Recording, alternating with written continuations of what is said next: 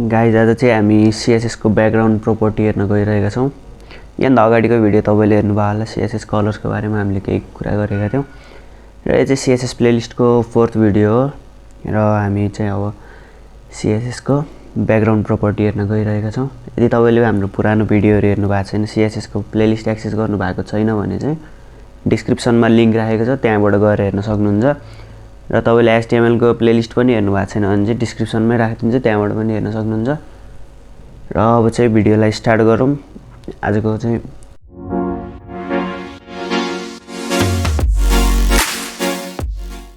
हामी CSS background हेर्न गइरहेका छौँ, ब्याकग्राउन्ड प्रोपर्टी। त्यसको लागि चाहिँ म आफ्नो कम्प्युटर स्क्रिनमा आइसकेको छु र म अब चाहिँ भिजुअल स्टुडियो कोड ओपन गर्छु र यसमा चाहिँ हामी ब्याकग्राउन्ड प्रोपर्टीको बारेमा जति पनि कुराहरू छ यसमै गर्छौँ। र अब भिडियोलाई चाहिँ स्टार्ट गरौँ। फर्स्टमा म एउटा फाइल बनाइदिन्छु style4.css, जसमा चाहिँ हामी आजको सबै कामहरू यसमै गर्छौँ। त्यसको लागि म यहाँ लिंक पनि गरिदिन्छु style4लाई चाहिँ। र style4लाई गरेपछि आजको काम चाहिँ हामी केमा गर्छौँ भन्दाखेरि चाहिँ बडी भित्र गर्छौँ। जति पनि काम हुन्छ सब बडी भित्र गर्छौँ, किनकि हामी ब्याकग्राउन्ड हेर्न गइरहेका छौँ, हामी बडीबाट गर्न सकिन्छ। फर्स्टमा यहाँनिर म के लेख्छु भन्दाखेरि चाहिँ बडीको ब्याकग्राउन्ड कलर। सुरुमा हामी कलरबाट हेरौँ, कलर चेन्ज गरेर हेर्छौँ। कलर जस्तो कि म फर्स्टमा देखाइदिन्छु कलर कस्तो हुन्छ भनेर। सुरुमा म लाइभ सर्भर ओपन गर्छु, त्यहाँबाट हेर्न सक्नुहुन्छ। सुरुमा देख्न सक्नुहुन्छ सब खाली छ, ब्ल्याङ्क छ हाम्रो कोड। लालका ठुलो बनाइदिन्छु। अब हामी CSS प्रोपर्टीमा कलर चेन्ज गर्छौँ, जस्तै ग्रीन देख्न सक्नुहुन्छ चेन्ज भयो, येल्लो देख्न सक्नुहुन्छ चेन्ज भयो। या तपाईले यहाँबाट पनि चुज गर्न सक्नुहुन्छ जति पनि कलर, जुन कलरको चाहिएको छ तपाईलाई। जस्तै म यहाँनिर रेड कलरको राखिदिन्छु, यसरी चेन्ज गर्न सक्नुहुन्छ। र अर्को छ हामीसँग ब्याकग्राउन्ड इमेज, जसमा चाहिँ तपाईहरुले इमेजहरु राख्न सक्नुहुन्छ। यसरी URL राखेको छ, यसमा म तपाईहरु देख्न सक्नुहुन्छ मैले चाहिँ एउटा सोशल मिडिया भन्ने इमेज ल्याएको छु, जुन यस्तो प्रकारको छ। र यसलाई चाहिँ हामी ब्याकग्राउन्ड URL मा युज गर्छौं, socialmedia.png। र यसलाई अब तपाईले यसलाई क्रोममा देख्न सक्नुहुन्छ। यसरी आएको छ इमेजहरु चाहिँ। र यो हामीले इमेज युज गर्ने तरिका चाहिँ यही हो, यसरी नै युज गरिन्छ हैन। अब हामी अर्को प्रोपर्टीमा जाउँ हैन, ब्याकग्राउन्डको जुन चाहिँ छ ब्याकग्राउन्ड रिपिटको। रिपिट यहाँ जुन देख्न सक्नुहुन्छ तपाईले सब इमेजहरु चाहिँ रिपिट भएर आइराछ। यसलाई हामी नो रिपिट राख्न सक्छौं।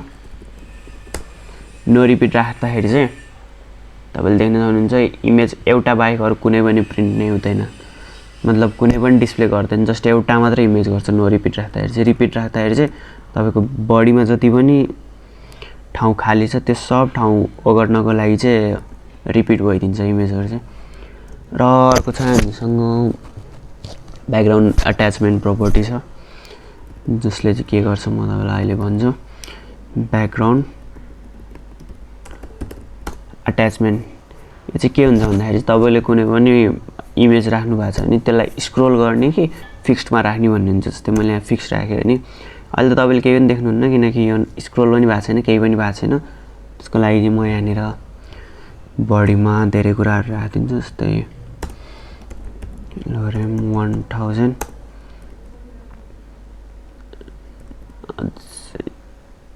पुगेन, लोरेम 1000।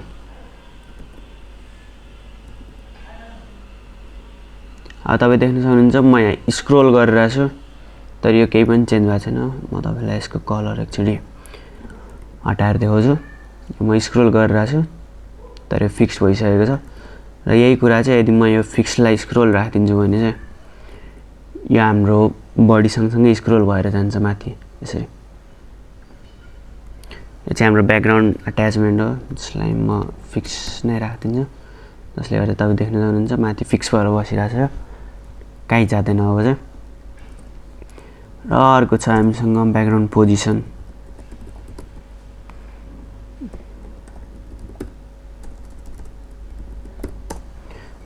पोजिसन हामी राखिदिन्छौँ राइट टप जुन चाहिँ तपाईँ देख्न सक्नुहुन्छ यहाँबाट राइटको टपमा आएर बसिरहेको छ यो यसरी नै तपाईँ यता राख्ने उता राख्ने त्यो आफ्नो हिसाबले राख्न सक्नुहुन्छ कुन ठाउँमा तपाईँलाई सजिलो हुन्छ त्यो ठाउँमा राख्नको लागि चाहिँ हामी ब्याकग्राउन्ड पोजिसन हेर्छौँ र अर्को छ हामीसँग ब्याकग्राउन्ड साइजमा चाहिँ के हुन्छ भन्दाखेरि चाहिँ तपाईँले अब कभर गरिदिनुहुन्छ भने चाहिँ तपाईँको जति पनि पुरै बडी हुन्छ ब्राउजरमा त्यो पुरै बडीमा चाहिँ हाम्रो यो इमेज गएर बस्दिन्छ देख्न सक्नुहुन्छ यहाँ फुल भएर बसिसकेको छ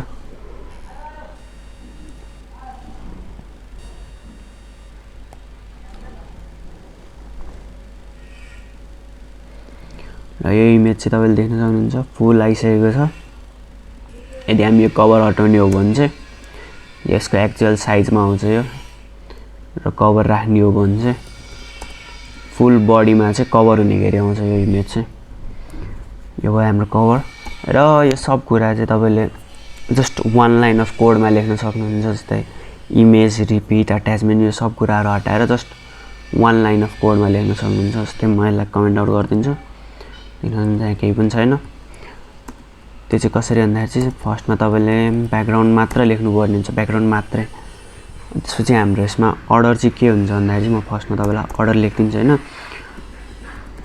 ब्याकग्राउन्ड राख्ने अर्डर चाहिँ हाम्रो के हुन्छ भन्दाखेरि चाहिँ तपाईँले देख्न सक्नुहुन्छ फर्स्टमा हामी राख्छौँ कलर अनि राख्छौँ इमेज त्यसपछि आउँछ हाम्रो रिपिट कि नट रिपिट त्यसको बारेमा त्यसपछि हाम्रो आउँछ अट्याचमेन्ट अनि आउँछ हाम्रो पोजिसन हाम्रो ब्याकग्राउन्डको अर्डर चाहिँ यस्तो हुन्छ यसरी राख्नुभयो भने चाहिँ तपाईँको सर्ट एन्ड काम गर्न मिल्छ होइन जस्तै कि तपाईँले यत्रो धेरै कोड लेखिरहनु परेन जस्ट वान लाइन अफ कोडमा हुन्छ जस्तै म यहाँनिर लेखिदिन्छु ग्रिन फर्स्टमा कलर त्यसपछि इमेज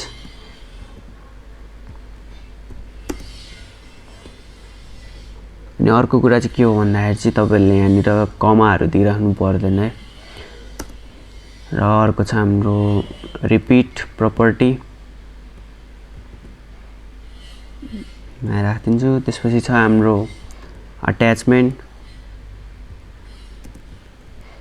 त्यसपछि लास्ट छ हाम्रो पोजिसन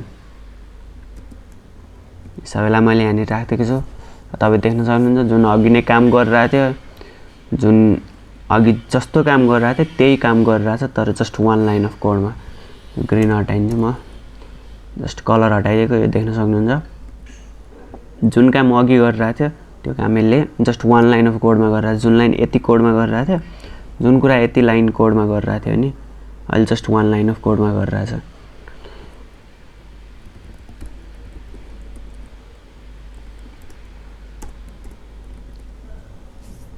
र यो त भयो ब्याकग्राउन्डको बारेमा र हामीले जति पनि ब्याकग्राउन्डको बारेमा हेऱ्यौँ त्यो कुराहरू चाहिँ तपाईँलाई एकदमै इम्पोर्टेन्ट हुन्छ अरू बेला काम गर्नको लागि चाहिँ आफ्नो प्रोजेक्टमा चाहिँ यो कुरालाई इन्क्लुड गरेर जस्ट आफ्नो चाहिँ टाइम बचाउन सक्नुहुन्छ तपाईँहरूले यति कोडहरू लेख्नुको सट्टा चाहिँ just one line of code लेखेर भने तपाईँहरू आफ्नो काम चाहिँ गर्न सक्नुहुन्छ र आजको लागि चाहिँ यति नै गाइज बाँकी कुराहरू चाहिँ हामी नेक्स्ट भिडियोमा कुरा गर्नेछौँ र भिडियो राम्रो लाग्यो भने चाहिँ लाइक गर्न नबिर्सिनुहोस् र केही सजेसन छ भने कमेन्ट पनि गरिदिनु होला र यस्तै भिडियोहरूको लागि चाहिँ हाम्रो च्यानललाई सब्सक्राइब गरिदिनुहोस् जस्ट अहिले नै सब्सक्राइब गरिदिनुहोस्